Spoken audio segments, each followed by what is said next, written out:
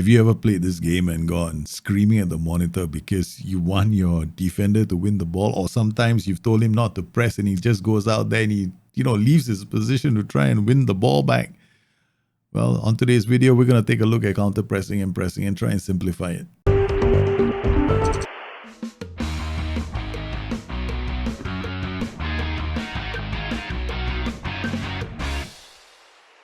My name is Daljit. Welcome to the show. This is the place where I do guides on the game Football Manager. I try and keep things as simple as possible here. On another channel, I actually do live streams Mondays, Wednesdays, and Fridays. Please, join me if you can. You can always pop in a question and I'll try and explain it to you. Speaking of questions, today's one is particularly interesting. I'm not a big fan of pressing on Football Manager, which is one of the reasons why I don't do a lot of video guides on pressing. The pressing system in Football Manager is very rudimentary. Furthermore, there are UI bugs. They've been in there since, God knows, I think it was 2017 when we launched the Tactical Creator. It's still there. And it only makes things more confusing for people. And it's been driving me insane because each and every time I've got to explain stuff to people, I just keep going, why can't they just fix this bug? And today I'm going to take on the gargantuan task of explaining pressing and counter pressing. Now, I might not get all of it right, and there's bound to be people out there who disagree with me, and to each his own.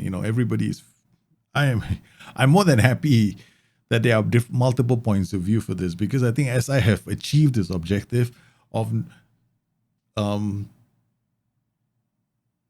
making sure that the game is not a zero-sum game. Like a long time ago, we had values for everything in the game, right? If you set pressing up in the game, Football Manager, you could set it up for 18 for the whole team. And then for individual roles, you might have it at about 12 for this role, 13 for that role, 15 for that role. So you kind of knew that if you change your mentality, exactly how those players would react. Those were the days. Now, we have a Tactical Creator where everything has gone under the hood. And when you change the pressing, you can't do minute changes anymore. So you've got a team slider, then you've got a line of engagement, then you have roles as well. They have their own unique settings. And then we've got a UI that's got a bug inside it. So it's not always accurate what the UI is telling us. So I don't blame people out there for being frustrated with pressing, because, I would be too. So what I'm going to do today is I'm going to try and explain pressing the best way I can. Try and do it in the context of the game Football Manager. Pressing is the physical act of a player to put pressure on the opposition with the intention of winning the ball back. You've got standing off the opposition and you will let them play through your defense. And if you get in their face and you harass them, then you're hoping they make mistakes. There is a difference between counter-pressing and pressing.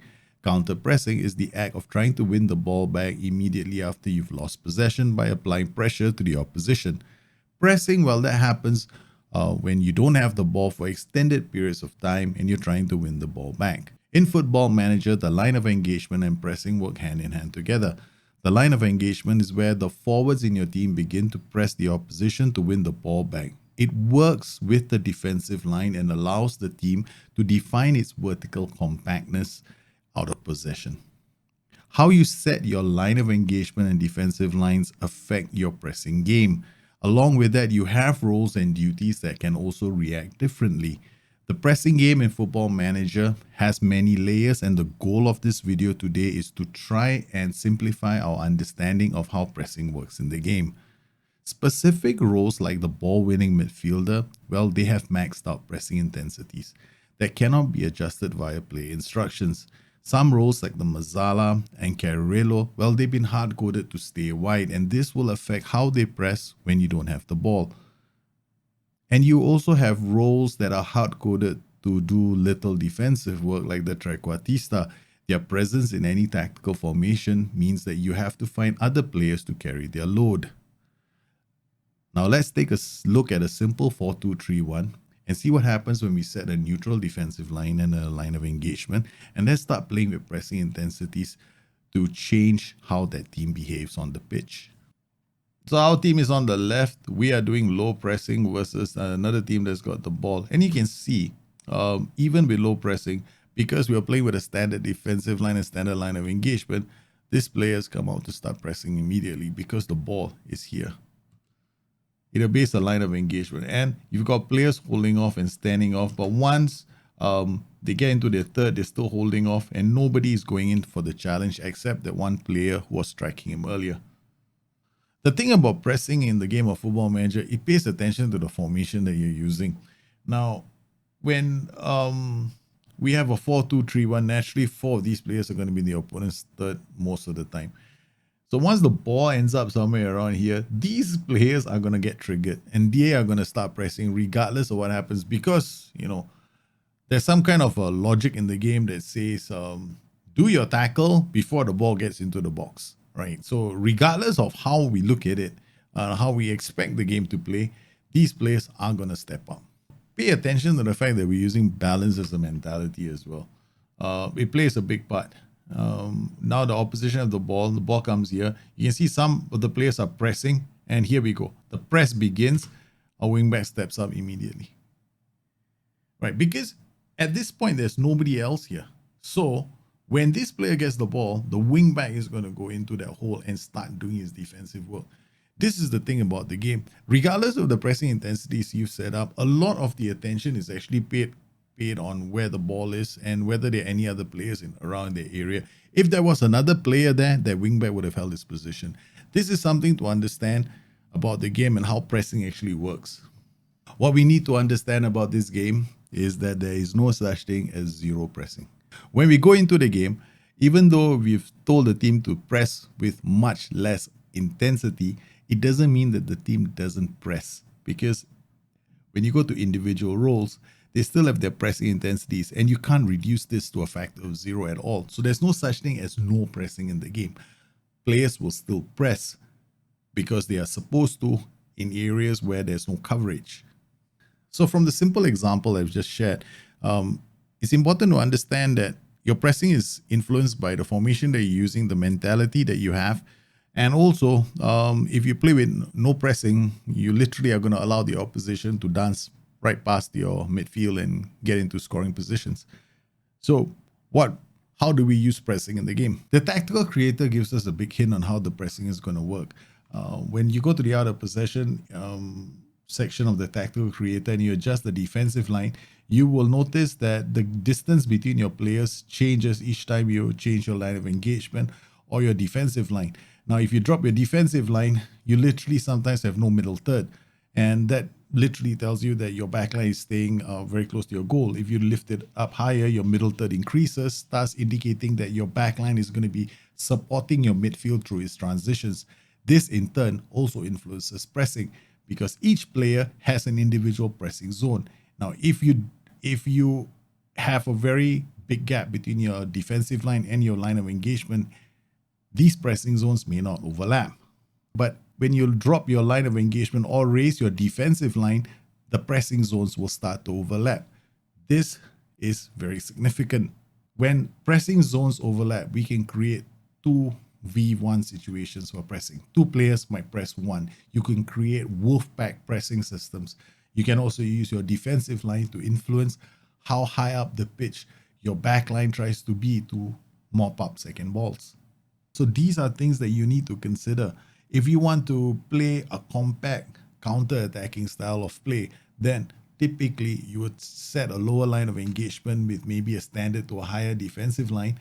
And then within that zone, you might want to go with higher pressing so that your zones overlap. Your players are aggressively trying to win the ball back to launch counters. Conversely, you could be playing a style of football where you're camping the opponent's half, playing with a very high pressing intensity, putting lots of pressure in the opposition in their third, and also electing to use counter press, because every time you lose the ball, you want to try and win the ball back so that you can keep that pressure on the opposition. Some formations are naturally geared towards playing a high counter pressing style like the 4-2-3-1. Of course, you don't have to use counter pressing. Counter pressing just tells your team to break formation to try and win the ball back. So whenever you want to decide whether or not to use counter pressing, just look at the tactical creator. It tells you which of your players is going to break shape in order to try and win the ball back. So if I'm playing a 4-2-3-1, these 5 players are going to break their shape and press, leaving a gap between the defense and the midfield. So if I were to counter press, this is what's going to happen. If I elect to regroup after losing the ball, then these players are going to try and drop back into their positions to try and, maybe apply pressure on the opposition. There are some formations where it makes perfect sense to have counter pressing on, regardless of whether you want to be attacking or defensive. And one of these formations is actually the 5-3-2, because you're bottom heavy. It takes time for your team to get up the pitch to attack. So you don't really want them coming all the way back, since you already have 3 defenders protecting your back line. So in these kind of situations, it makes sense for you to use counter press. When it comes to counter pressing, just observe your team in action when they are using counter pressing. The goal here is you need to win the ball back. Ultimately, that's the whole thing. Counter pressing only works if you win the ball back. And if you consistently win the ball back and are able to create goal scoring chances from them, then counter pressing is a good option. However, if you have counter pressing on and every time your team breaks formation just to try to win the ball back, you fail and the opposition has an attack, then obviously counter pressing is the wrong way for you to set it up. So these are some of the things that you may want to pay attention to. Well, I hope you enjoyed today's short little video on counter pressing and pressing. And if you have any more questions, please drop them in the comments below. If there are other topics you wish me to cover, just let me know. Once again, I stream 3 times a week. I hope to catch you there. You guys stay safe, stay healthy. I'll see you again soon. Bye-bye.